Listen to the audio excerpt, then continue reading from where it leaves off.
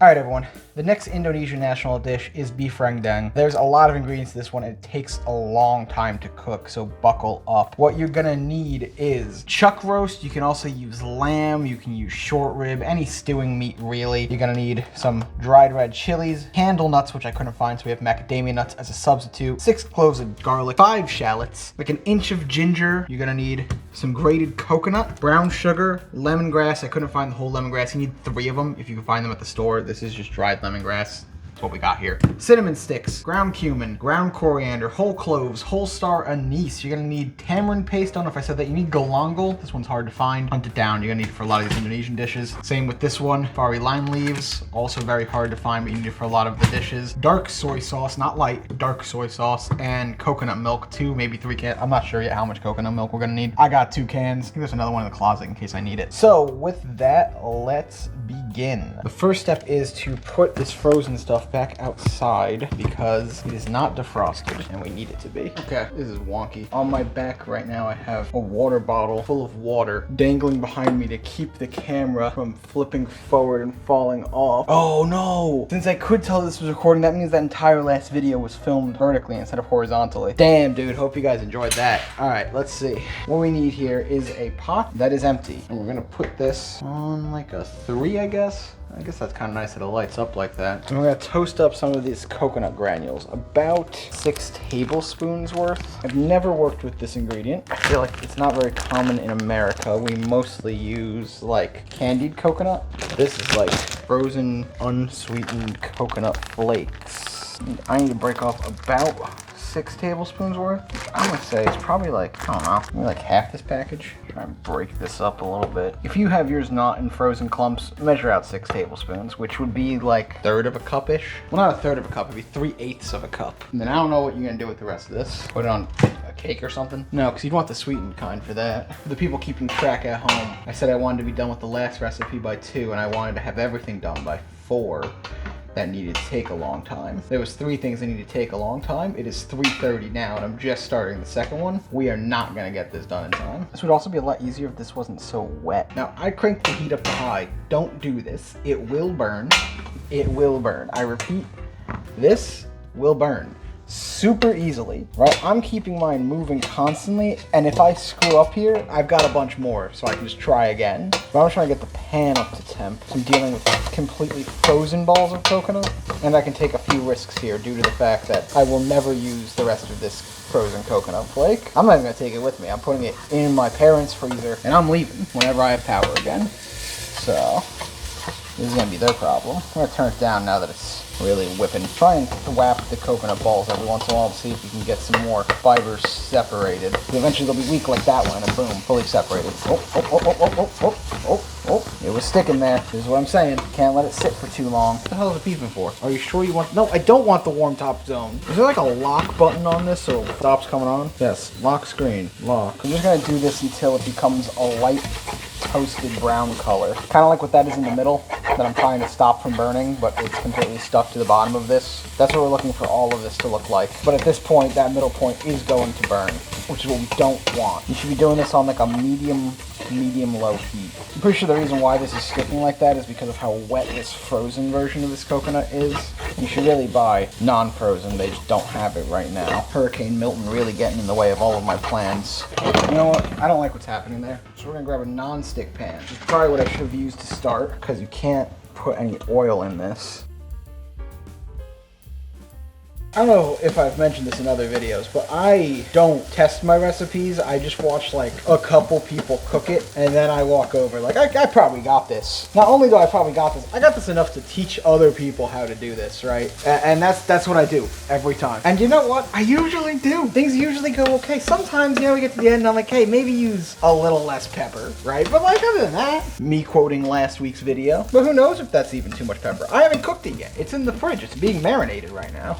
Maybe it's the perfect amount of pepper. Only time will tell. I think this is still too high. I gotta turn this down to like a 3. I don't know this stove, you know? Never used it before. This is my first time cooking on it. I'm doing something that can easily burn. They are getting a little yellow though, this toasted coconut, so that's good. Soon it will become brown and delicious. Let's try and show, oh, that's a mess. Okay. Let's try and show off. Just hit it with the Nope, showing off's a bad idea. This is too fine.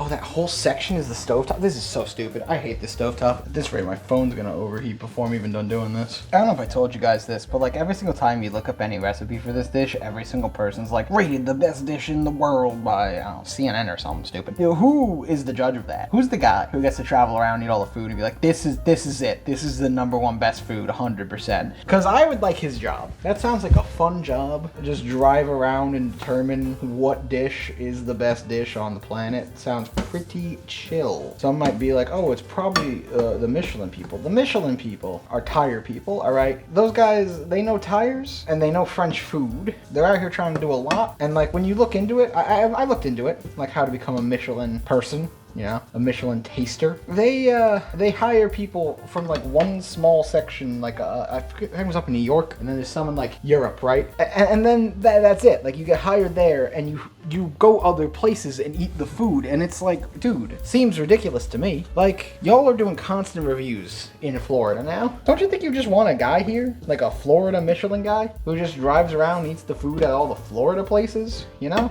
Why keep that like locked up? Why fly them out and make them stay in a hotel for a while? I mean, I guess, you know, you're a Florida guy. Florida's pretty big. They might have to stay in a hotel. They don't live in like Miami, and you want them to review Miami stuff. But like, they don't gotta fly. They can like drive over, hang out for 2 weeks or whatever. I mean, get them an apartment. Get them an apartment, man. They can have an apartment. Just let them sleep there for like a month and just do a bunch of Miami stuff for a month, and then, you know, send them to Orlando for a month and whatever. That's basically what you're doing already. It just seems weird to me that you're flying people all over the country, having them show up for like 1 week. And all the restaurants know, like they know that you're coming that week. So it's not like you're being a big secret. Like you guys announce that they're coming out that week. So they know at some point that week they gotta be good. If you had a guy on the ground, they'd never know. Be more real. The reviews would be better. This is almost done. I mean, this is looking nice and toasted now. I'm gonna push it a little bit more, try and get a little darker in color because there's still a lot of white and I want it all to mostly be that sandy brown color. But we're definitely getting there.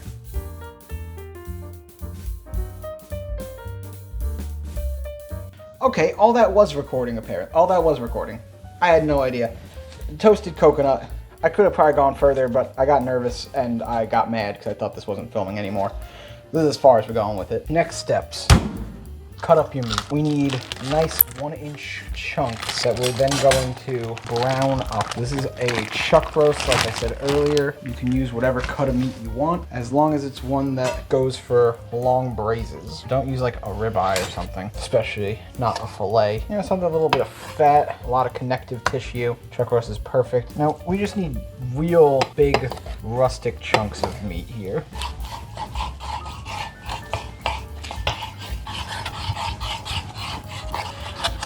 Now we got that chopped up. Slam this on high. Wash your hands off so you don't contaminate too much stuff on the countertop. What that is in there is just like 2 big chunks of beef fat that were on the edge of it. And they don't have any sort of cooking oil in this house, so I'm gonna use butter spray, which is technically an option. Is it a good option? No, not really, but it is an option. And these pieces of beef fat are just gonna render to give me some extra oil. Now that's nice and hot in there. We're just gonna start searing up the meat. While that meat sears, I am going to go find some tongs. Okay, so I'm smoking the house out. I'm gonna talk really loud because I'm sure the audio is bad. When you put them down, you can flip them once they stop sticking. It'll stick down to the bottom of the pan, and then it will unstick once it's ready to flip when you're using a non-stick, not non-stick, but like a stainless steel like this. And we're just trying to get nice browning on each side. This might be a little bit too brown. That one's perfect. There goes the smoke alarms. I'll be back. Let's tell you what went down. Smoke alarm started to go off. I think the other stuff inside of butter spray burns because that burnt on hard and fast. So I had to lose the fond. It's what it is. You don't even have to do this step really. It just tastes better if you do. So, you know, it happens. But now we need to make yet another paste. Classic Indonesian cooking. Grab your food processor and throw the macadamia nuts in there. Should be about 5 macadamia nuts. Might be a few more, but it's fine. 5 or 6 cloves of garlic. Anywhere between like 5 and 15 dried red chilies. I'm doing 5 with the seeds taken out, but that all depends on spice levels. My mother, not good with spice, and she'll be eating this. So I'm going with what, 1, 2, 3, 4, 5. I'm going with 6. Now I'm gonna de-seed them. 5 shallots. Need a 1-inch knob of galangal. 1-inch knob, I'm gonna say like that. maybe? It seems like an inch-ish. This seems like it's actually, for the most part, already peeled too, which is pretty convenient, I will say. I'm just gonna get whatever's left off of it. Just because it's like real hard and woody galangal, I'm just gonna cut it into a couple little pieces, throw it in there. 3 whole lemongrass. Now, I don't know the conversion from this lemongrass sack into lemongrass stalks, so we're gonna wing it. I'm gonna say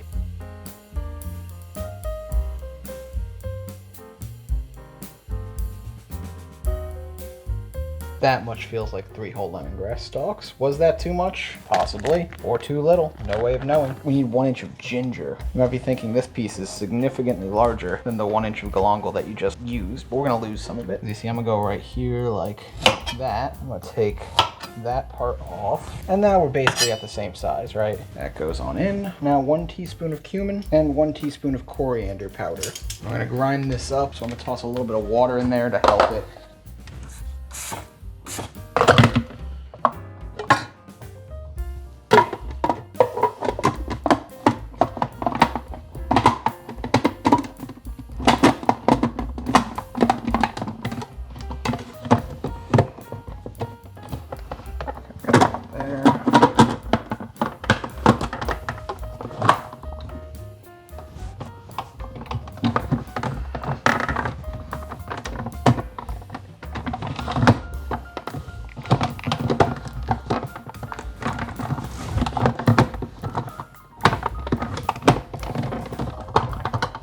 How does this thing work?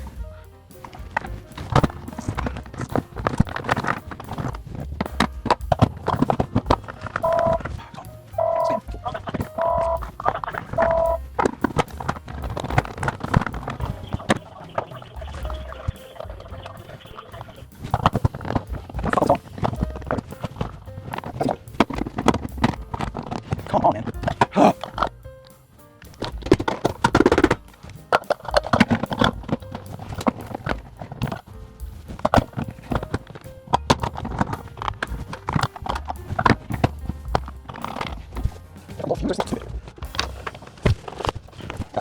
I'll be back in 30 minutes when I figure out how to use a food processor. Alright, I figured it out. Took me a minute, but I figured it out. I shouldn't have done that. That was a bad idea. We need oil in there. We're just gonna use olive oil spray. Don't do this. Don't use olive oil spray. It's like the worst possible thing to use right here. But it's better than literally nothing. We need to cook the paste a little bit just to get the rawness out of it. Because all those raw shallots, garlic, ginger, and galangal are not great. All that bitter raw flavor that comes with it. Keep this on like a nice medium low.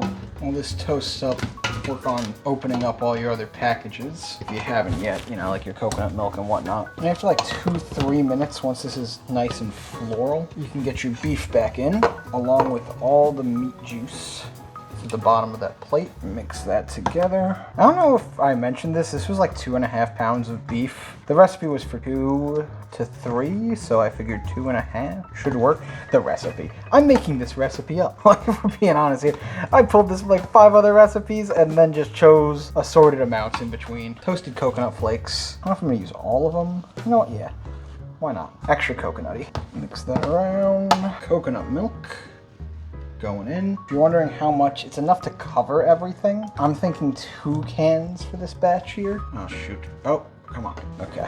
Well, we'll get it out when I pour it.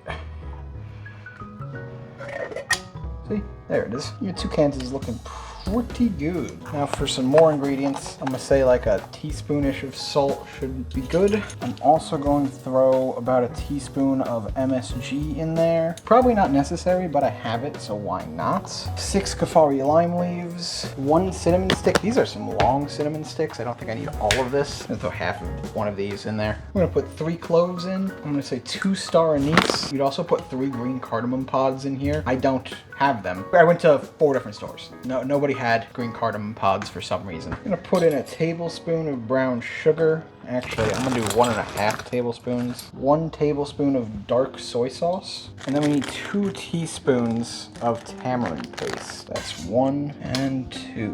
Now give everything a good mixin' so it's all together. Now we get the oven on 250. I saw 2 versions of this. One said put your oven on 200, one said 300. We're going happy medium of 250. We're just gonna bring this up to a simmer. So if you were doing this in a nice Dutch oven, you wouldn't have to do this part. Just put the lid on it and put it in the oven. I'm just using a pot, so I'll need to, wait, did this not start? Did this stop? You know, we're gonna go 260. We're gonna go a little higher. And get this into the oven, son of a bitch. Let's try this again. So I put it for 4 hours, check on it after 2, and it's anywhere between like 2 and 5, 2 and 3 hours. I say check on it every hour, and somewhere between 2 and 3 hours it'll be done. All right, let's check on the rendang.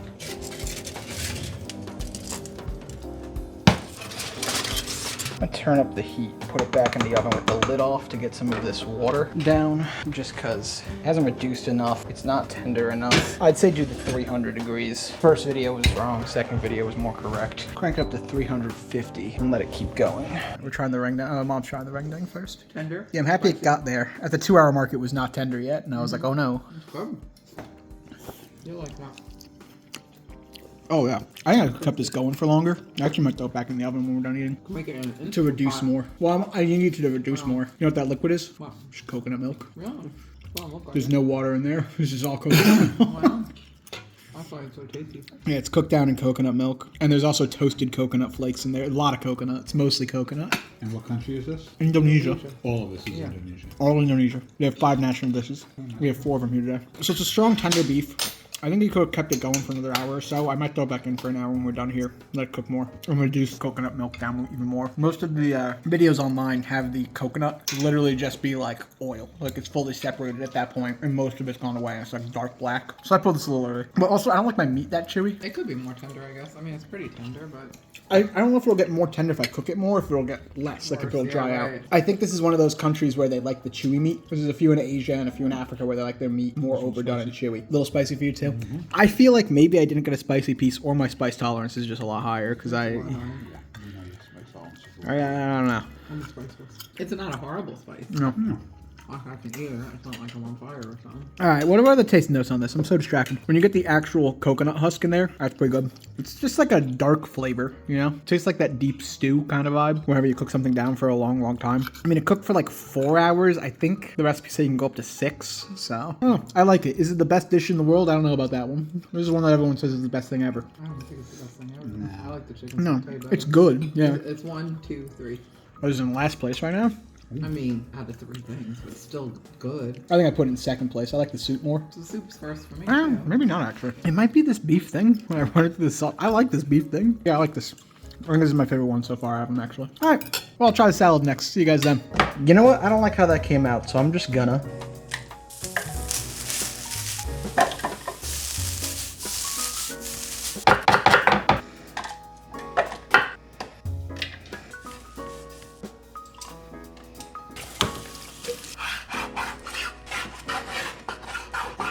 Camera turned off for who knows why. Who knows?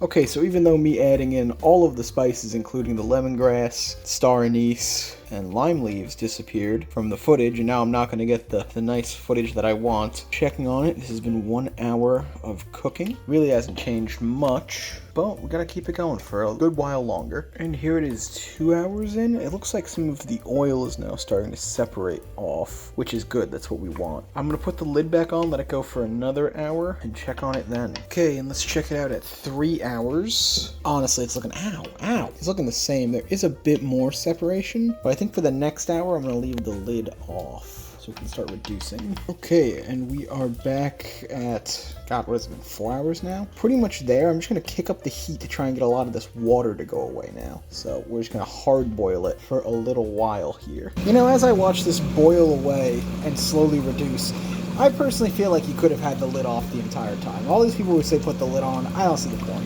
There's so much liquid left in here right now, and I basically need all of it gone. So it's gonna need like another hour of power boiling probably. It's been going for about 15 minutes on high heat. It is mostly reduced down. Now it's really thick and oily, and that's what we want. I'm probably gonna take it a little bit longer, but I'm scared it might start burning. Actually, I think it is kind of burning on the bottom there. So it's basically done though. I'm gonna plate it up here and say, I'm gonna go for like 5 more minutes. So I let it go for 15, 20-ish minutes, and it is done. This is now actually looking correct this time, where it's thick. It started to break apart into these little shavings in with the coconut. This is more correct. I still do have some big chunks, but I did break a lot of them up just from the nature of constantly stirring it like this. Yeah, look at that. Let me give this a shot. Step over here so I'm not blocking it. It became almost like a mincemeat, which I've seen a version like this or a version where they're big chunks. It kind of depends on how much you stir it. I stirred it a lot at the end. Oh yeah. Oh, this is way better. Oh my god. Holy shoes. This is like a deep umami flavor. Honestly, it needs salt. Did I ever put salt in here? I don't think I did. It's already so flavorful. I put in that soy sauce, but definitely needs salt. The first time, though, I did put salt and MSG, I think. Let's just throw some on there. Wow. Okay, so it's really fatty, definitely coconutty, but just like deep molassesy flavors. You also get the ginger, garlic on the background, a little bit of heat, not a lot. I only put like 10 chilies in there. Oh my god, this is a pain in the butt, but make this one. This might be one of the best ones. I definitely think this is one of the best ones that I've made so far. This is the actual end of this. I'm not making it a third time. Well, I might, but not for you. Just for me, off camera, you know?